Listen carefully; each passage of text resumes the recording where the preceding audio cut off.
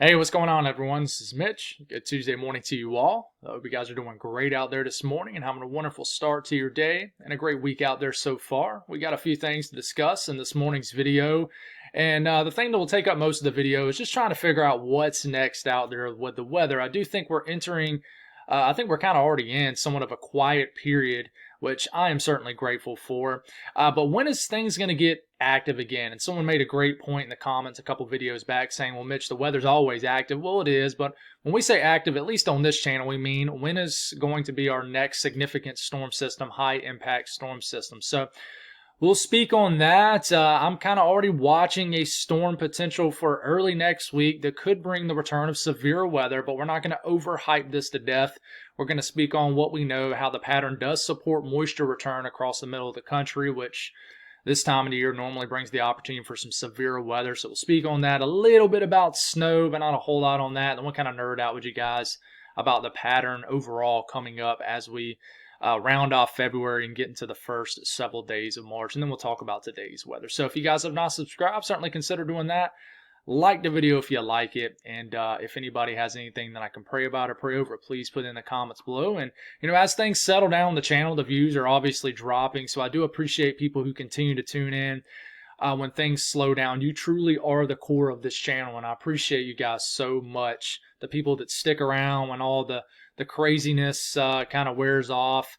And I really appreciate y'all very much. I just want to always throw that out there and show my appreciation. I'm big on that, and I wish more people out there in the world were big on appreciation. But with all that being said, let's get rocking and rolling. So let's start off by discussing the Euro, and then we'll compare it against the GFS. And what we're going to do here is just kind of rumble through here in time and see if kind of the both of these models are liking the same time period as far as the storm I'm watching. So we'll start off with the Euro. So this is around Friday midday, the 28th. Last day of February, we'll be saying goodbye to this month. Seems like it's went by so much faster than January. It is obviously 3 days less, but you get what I'm saying. It seems like it just flew by. But we got some northern stream energy shooting out of Canada into the Great Lakes region. This could bring some snow to the UP of Michigan, the Great Lakes region, but I mean, it's even too far north to really bring any substantial snow for anybody. Now, this could bring some snow Saturday morning, the first morning of March 1st, into the Northeast. But most of the country is pretty much quiet. This will, with the energy itself, bring a trough, a cold front that will dive down into the Great Lakes region, the Midwest, Ohio Valley, the Northeast, even get into the Mid-Atlantic. I do not think it's going to bring a ton of cold air down to the Southeast. It will bring a little cool down for about 24 to 48 hours, but it's not going to be a big deal. You can see that 540 line, which indicates cold air aloft, digging down, and all those other blue lines digging down across the eastern U.S., but I don't think it'll be a big deal. So as that continues to kind of dip in and then dip out, we do have a bit of a flexing of the ridge over the middle of the country. So we got energy shooting across the Pacific. We're 168 hours out, so we're all the way out to the evening of Monday, March the 3rd at this point. We got a 992 millibar low shooting across the country, and you see this green right here across the southern plains, Arkansas, Oklahoma, Texas, Louisiana, etc. This low will bring in a southerly flow out the Gulf, and therefore you might have an atmosphere that supports severe weather. Now on the northern side, there's just enough cold air to have a little bit of winter weather.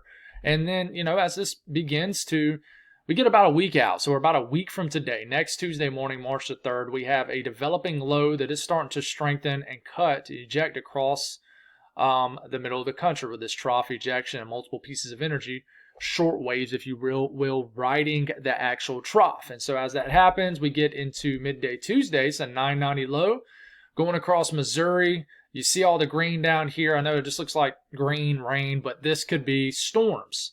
And obviously, as we get closer, and if models do lock on to the storm system, then we'll be able to actually get into those short-range models that show a better look at the storm structures. But we're not even close to that. We don't even know if the storm's going to happen.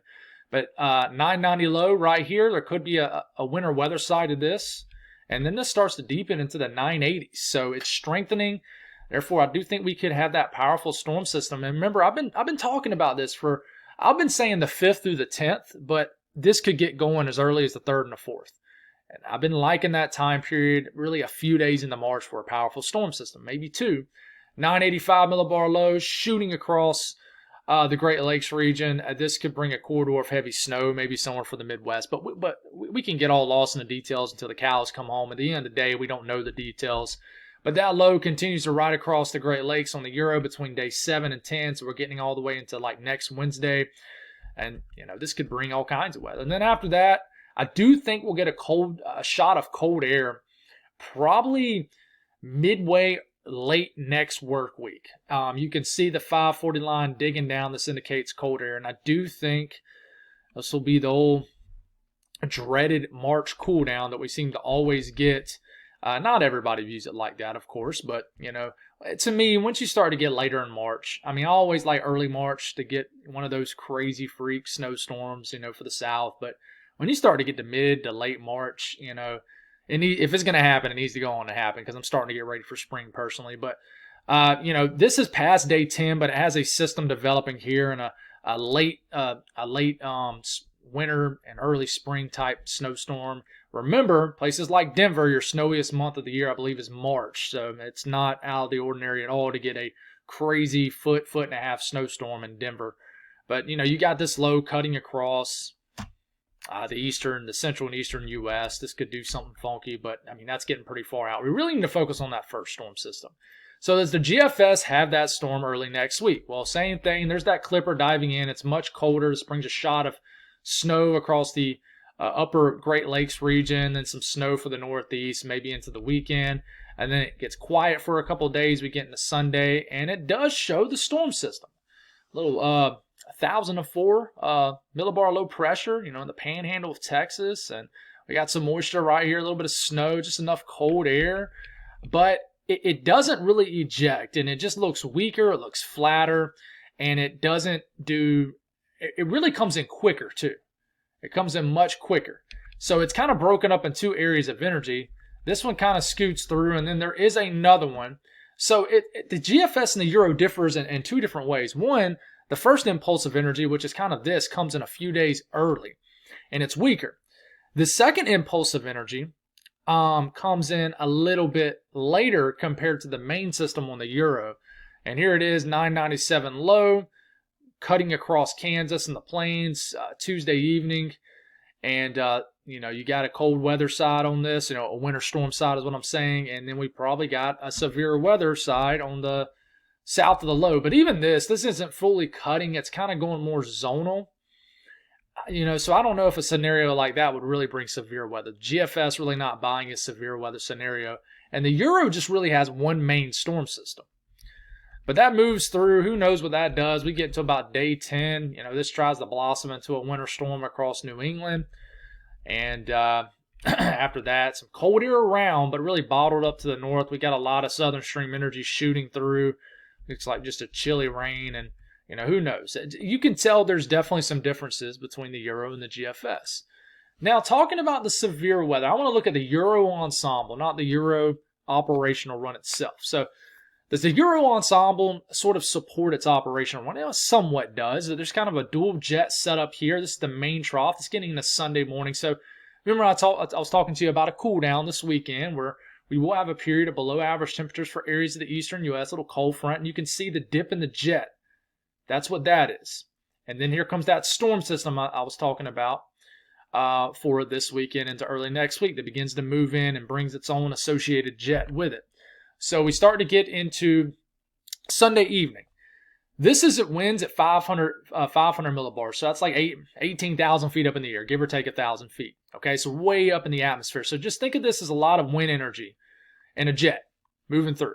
See this kind of closed circle. This is kind of an upper low, a storm system. There's no point in making this any more hard to understand than what it is, right? So we start to get into Monday morning, and let's get into about Monday midday of next week, 6 days from now. You see kind of the orientation of this. Let's make sure we get the right. I think we're good here. Make sure it works. It is. So you see how this is kind of going and shooting across like that. It kind of goes southwest to northeast. So we had that southwest flow. So what is that doing? You see the wind barbs kind of pointing to the southwest right in here. So what does that mean? That means we're getting warm and especially really moist air getting pulled out the Gulf. and out of Mexico. So this is getting pulled north, so we develop what we call a moist sector of air. So we know that the more humid the air in the atmosphere, that's an ingredient for severe weather. You wake up late in spring, early summer, throughout the rest of summer, and you wake up and you're like, man, it's extra humid today. And, 1, 2, 3 o'clock in the afternoon later that day, you get a nasty thunderstorm. Well, it's because the conditions are ripe. It's very humid and the atmosphere is loaded with moisture. So that's kind of what's going on here. A little dip right here, upper low. This is bringing its own associated jet, which is right into here. Okay, and it makes sense because remember when we were just showing you the model guides, it had like a low right here, and it makes sense that that jet is shooting south of the low. And we keep this going and we start to get into like Monday night, we get into Tuesday morning, and it progresses to the east pretty quick. So who knows, next Tuesday could have severe weather across the Ohio Valley, across areas of the Mississippi Valley, the Mid-South. Who knows? We still got to figure out all the details, but you can see that the flow is going right over this region right here. Now, will this low be up here? Will it be more down here? Will this be going more zonal like the GFS? So lows kind of going like this. That would probably limit as much severe weather. But in general, when you kind of see a flow like that in this time of the year, you know that we're probably going to have a flexing of the southeast ridge and probably the return of moisture in the middle of the country. And the Storm Prediction Center mentions that too at day 6 onward, and I'll show you that here in a second. But this is about midday Saturday. Still very dry air, even in the green areas, dew points in the 50s. I mean, that can get the job done, but for the south, really, where you have a lower elevation, you really need dew points that are like in the 60s and stuff like that. So we started getting to Sunday and then about Sunday afternoon, and dews really begin to build in southern areas of Texas. Now, do you have flow down here? Kinmatics? Not quite sure. Like I said, we don't know all the details of that. Normally, the flow remains pretty light down here, but dew points in the 60s are building. You can see there's a pretty stout moist sector. Could have some severe weather Sunday, but as we're getting into Monday, this is when real rich, deep moisture really begins to build into the southern plains. So we get dew points all the way into the 60s. And this is the Euro Ensemble too, by the way, not one operational run. But the average mean gets dew points all the way into the 60s, almost to the Red River, and definitely into southwest areas of Louisiana. So we get this plume of moist air. Now, as we are getting into Tuesday, it shows this sector of moist air starting to move into the Mississippi Delta region and just west and east of the Mississippi River. The moisture really begins to build. And if you're not really familiar with dew points as far as, whatever that means, I always say this. A lot of people, it's a big misunderstanding by the public. They think that the best way to gauge how humid it is outside is by pulling up your weather app and you looking at the humidity percentage. That's not the best way to gauge humidity. The best way to gauge how humid it is outside is looking at the dew points, which should be on your weather apps too, which, by the way, I don't like weather apps, but hey, we all have them. They're even downloaded on my phone. I even have the Weather Channel app on my phone. I'm not going to sit here and lie to you guys. And I look at it sometimes just to compare it against what model guidance is showing. But you look at dew points. When you got dew points in the 50s or lower, it's pretty dry outside. There's no humidity. When you get into the 60s, you're starting to feel a little bit of humidness. That's not a word, but I don't think it is. But you start to feel a little bit of juice in the atmosphere. It's a little bit more humid. You get into the 70s, it starts to feel tropical out there, and it's just awful, which is what we get here in South Carolina, like 6 months out the year. So, you get what I'm saying. So dew points in the 60s, you're certainly starting to feel it down here, and then you even get into like next Wednesday. Who knows where this sector of moist air will be, but has it along the Carolina, Georgia, and Florida coastline by midway next week. So, next thing we'll look at is the Cape levels in response to the dew points. Normally, the higher your dew points, normally the higher your Cape levels. Doesn't mean you have all the ingredients in the world for severe weather, but it definitely means you have a thermodynamics. So you start to get into Monday, your average Cape levels in Texas, even getting into southern Oklahoma, start to build to a few 100 joules per kilogram, which is not a lot of juice in the atmosphere, but sometimes that will definitely get the job done. A lot of times it will. We start to get into, say, Tuesday, midday, Cape levels are starting to spike closer, well, I would say above 500 joules per kilogram in areas of Texas and Louisiana. So a little bit more energy in the atmosphere. Once you start to get to about 1,000 joules per kilogram, you're really working with some rocket fuel with these storms. And then this kind of sector begins to shift east, but it mainly stays in the Gulf. So we'll continue to fine tune that as we get closer. There's a lot of chatter about severe weather out there in the weather community. I know there's a lot of people that watch the Storm Chasers, and I would say this, guys, just be careful what you watch. I know I'm not expecting you guys just to watch my channel, but a lot of people like to overhype severe weather, because I would say if there's one genre of weather out there that's favored more than all of them, it's severe weather. I favor winter more than all of it, but I would say the tropics is a close second. I love breaking down hurricanes. For you people that's been tuning in for any length of time know that. But I would say severe weather is a distant third.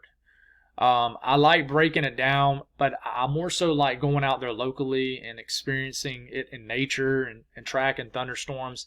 Talking about it, I'm going to talk about it. Guys, I'm going to speak on it regardless of if I like talking about it or not. And that's not like I dislike it.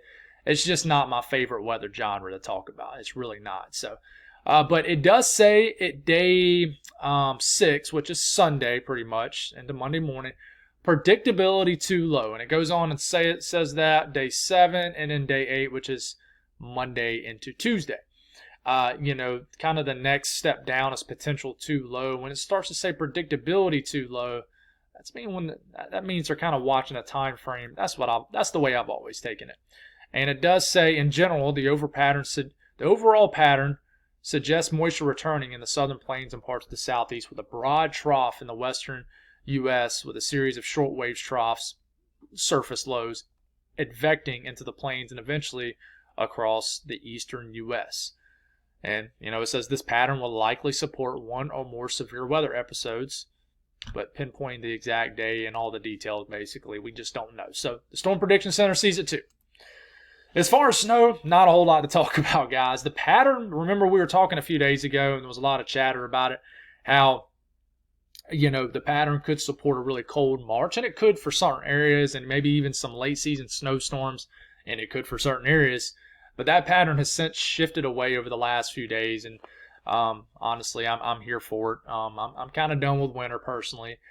Winter will always have my heart. You guys know that, but I kind of got my cup filled down here in Columbia, even though I feel like we kind of missed somewhat. We got an inch of snow out of a system that we could have got a lot more snow out of, but definitely a wild winter. That's not over. We're going to continue to break down winter weather, but this is the ensemble run from the Euro between now and the evening of March 11th, so 360 hours out. And as you can tell, you can see that most of the snow stays confined. Now, as far as the eastern half of the country, most of the snow stays confined really to the Great Lakes region and then the interior sections of the Northeast. There is a bit of a signal along the I-95 corridor in the Northeast, southern New England, and there is a little bit of a signal, say, down into the southern Appalachian Mountains. But, even in the middle of the country, there's not much there. Now, the Rockies, it could get quite active. I would watch this pattern for, like, Denver, the Front Range, for the Sierra Nevada, for the Cascades. The pattern could get wild out west as far as snowfall and just storm systems. So anyways, moving past this, just kind of nerding out with the pattern a little bit. Not going to spend too long on this. The blues on your screen is lower pressure, a storm system. Normally it brings cold air with it. And then the orange, the reds, the yellows you see on your screen, normally a ridge of high pressure, typically brings warmer conditions. And this is the pattern at 18,000 feet up in the air, which doesn't always work to the surface immediately. So just remember that. But as we're moving forward here, I want you to kind of keep your eyes on this blue blob down here in the southwest. This is kind of our system that could initiate the pattern, if you will. Now, we could have more energy that kind of dives down here if this weakens, but this kind of initiates the pattern of what could bring what I think could be a potential for a powerful storm system over the middle of the country next week. Now, this little first initial blue blob kind of disappears, and another one the small one kind of merges with with the larger one, if you will. And these kind of systems kind of almost combine. And this turns into a more larger, I would say a large scale trough. So we got a much larger blue blob here. And this is pretty much just a huge upper low and a trough that's about to fully eject and evolve across the country. So if we stop it here, this is around next Monday, so 6 days from now. The flow around this is going just like this. And it makes sense compared to the 500 millibar flow that we just showed you. So flow around lower pressure, we speak about this a lot during hurricane season, goes just like this. Okay, and since this is kind of cut off, because we got ridging up here, the flow is going completely just like that. Now, as we continue to move this forward here, does this develop into an all-out trough at this point? So at this point, the flow is kind of going just like this. It could. So this blob of blue, lower pressure, a storm system, is what could bring an active period of weather next week across the entire country. So we'll continue to watch that. This will also bring a shot of cold air, especially as this evolves into a full-scale trough and just a dip in the jet. And this will allow for cold air to kind of funnel down into here behind whatever storm system works across the country. And you can see that if you look at temperature anomalies. We will have that cool down across the eastern U.S. later this weekend. It could be very cold across the Northeast. This will bring a brief cool down later this weekend, early next week for the eastern U.S., but it will quickly warm up early next week. And you can see what's going on here really well. Let's actually go back here and then look at this. So it's 192. This is next Tuesday evening, and then this is next Tuesday evening. So this is a great way to look at it. It doesn't always work out this way, but you see a big blue blob right here. And then you see the below average temperatures right here. These are both the same time periods. Big blue blob, and then temperatures. Now you're probably thinking, well, there's blue right here over Missouri and Arkansas. Why is it above average temperatures? Well, just remember, and I try to explain this the best way where you guys can understand. The cold air follows the blue area. So the blue area is a storm system. Cold air kind of gets pulled down behind it from the north. Now, whether this cold air source is stout, a lot of cold air, or just kind of a weak cold front associated with it. But this always brings cold air with it. So that's why you see more of the below average temperatures directly behind this lower pressure. So as this progresses eastward, then the below average temperatures at about day 10-ish, give or take a day, begin to take over the eastern U.S. So we're about into March 6th, 7th, and 8th. It cools down across the east, and I think the pattern does support that, but I don't think this will be anything too crazy as of now. But then the middle of the country begins to warm up, and then we got a lot to figure out about that time period. So that's the pattern coming up. Hope that makes sense. We will continue to fine-tune the severe weather chances coming up. But as far as today's weather, we continue to have just a lot of moisture surging into the Pacific Northwest. I think this will begin to settle down today, though, but we continue to get just a funnel of moisture. We got a system flying through the Ohio Valley into the Northeast this morning. I do think this will weaken somewhat, but we're definitely getting some moisture. Maybe some areas getting some flakes mixed in, but this looks mainly like rain, honestly, as there's not a lot of cold air involved. And then we're getting some rain down here in the coastal areas of Georgia. Maybe this sneaks into the South Carolina coastline, but this low will continue to head on off. And, I think weather will improve across Florida today. The middle of the country is pretty quiet. As far as watches, warnings, and advisories, we have flood watches across Montana over the next 17 hours or so. Winter weather advisories expires. In Montana over the next 3 hours could be reissued. We got some avalanche warnings, and we got winter storm warnings that continue up in the Cascades, but really that's the only area of active weather, to be honest with you. Everybody else is pretty, besides the rain over this area right here, everybody else is pretty calm. So as far as the risk of thunderstorms, I want to make sure I show this because South Dakota had some wild weather yesterday. And, it shows there's no risk of thunderstorms today, but for anybody active in the weather community, I think eastern South Dakota actually had a confirmed tornado when initially I think yesterday there wasn't even a risk of thunderstorms. So, it's just wild what the weather can do when we're not expecting it. But there's no risk of thunderstorms supposedly today. The excessive rainfall outlook, don't have to worry about that either, so it's pretty quiet. All right, the southeast, that low will continue to head on off. We'll get some quieter weather by this afternoon across, Florida, which had active weather yesterday. And it ends up being a nice day, nice evening, nice overnight hours all the way into tomorrow for the southeast. So not a whole lot to speak on. The HRRR model is not handling the moisture very well and what's actually falling. But some rain showers will drift. It'll be kind of a dreary day up here for sections of New England and the Northeast. They'll kind of drift through the entire Northeast. Higher elevation snow is possible, but heck, it's almost too warm for even the winter weather up here in Maine. So definitely a warmer system, and low really gets cranking and starts to build out here from what affected Florida into the Atlantic. That's a pretty powerful low off the coast, but not affecting the Northeast. So, just kind of a damp day of weather for a lot of the Northeast, but overall, nothing high impact. The Southern Plains, South Central U.S., quiet. There's just nothing to really speak on here at all. So, enjoy your weather. Mary, giving you a shout out in Texarkana. Hope you're doing well. And then my friends up here in the UP, I got a lot of people tuning in from that area. But we're getting some, let me know what you're seeing. Looks like some mixed precipitation based off radar and what the HRRR model is showing. Maybe some snowflakes here, maybe some raindrops there. But then another weak system flies through overnight. This will move out of the Dakotas into Minnesota. It'll be mainly rain. Not a lot of cold air. Could begin to mix with some snow in the northern areas of Wisconsin, the UP of Michigan, and even in lower Michigan. Some of this could mix with some wet snow tomorrow morning. Some areas will see rain. Just depends. But, it tries to blossom some snow across lower Michigan. Who knows? Could drop some light snowfall accumulations. But overall, not a very strong system at all.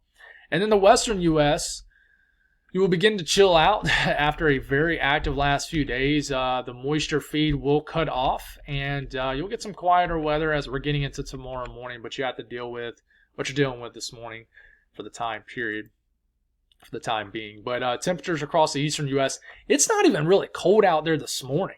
I was looking at temperatures this morning, and even up into Minnesota, the Dakotas, Wisconsin, it's not very cold for this time of the year. And we're going to continue to get this thaw across the central and eastern U.S. We'll definitely get some snowpack that will take a hit up here in the Northeast. It could get into the 50s and 60s all the way up into New York City and Boston, down to Philadelphia, Baltimore, D.C., point south. Very nice day, 70s. I have soccer practice tonight, and I'm looking forward to some nice weather. This is the spring weather I talk about. It's always nice. It's a tease because we're not fully in the spring. We're going to get a cool down again. But anyways, looks nice in Texas. Very warm all the way up into the plains. We'll get a corridor of 60s and 70s all the way up into South Dakota. And then there is a cutoff in temperatures depending on where you live. And then certainly going to get some warm temperatures across the Southwest. So, that's it with the weather update. We're going to do our devotion, and I'm going to pause this, and hopefully we can be smooth with this. But this morning we are in Romans, and I have Romans chapter 5, verse 1 through 5. And I love this passage of Scripture. Personally, it fires me up and motivates me. But Romans chapter 5, verse 1 through 5. It says, "Therefore, since we have been declared righteous by faith, we have peace with God through our Lord Jesus Christ. We have also obtained access through him by faith into this grace in which we stand, and we rejoice in the hope of the glory of God. And not only that, but we also rejoice in our afflictions, because we know that affliction produces endurance. Endurance produces proven character, and proven character produces hope. This hope will not disappoint us, because God's love has been poured out in our hearts through the Holy Spirit who is given to us." So I actually wrote some notes, and I might do this occasionally. But I just kind of mentioned that being saved and constantly striving to build a stronger relationship with God strengthens our faith. So, what I mean by that is obviously being saved doesn't stop you from bad things happening. I think we're followers of Christ that are listening. I think you guys know that. Bad things in life still happen. Things still happen, but striving to build that relationship with Christ, going to church, getting in life groups, getting in whatever your church may call it, Sunday school, and just kind of keeping yourself around Christ-minded people. Now, that doesn't mean that you don't get uncomfortable and you try to reach out to people that don't know the Lord. You still do that. We're called to do that. It's our mission field. But certainly, you want to constantly do what you can, do everything possible to strengthen a relationship with Christ, and that builds your faith.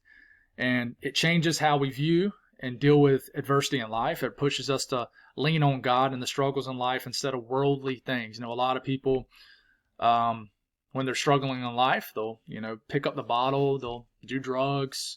There's lust. There's a lot of things. And the older I get, the more I see it. There's a lot of even odd ways that people lash out, what they're going through, and that's those worldly things. And we're called to lean on God's love, God's strength, and hope that makes sense. And guys, and this is me kind of speaking from the heart, but I'm a big believer that everything connects, and I think God made it like that for a reason.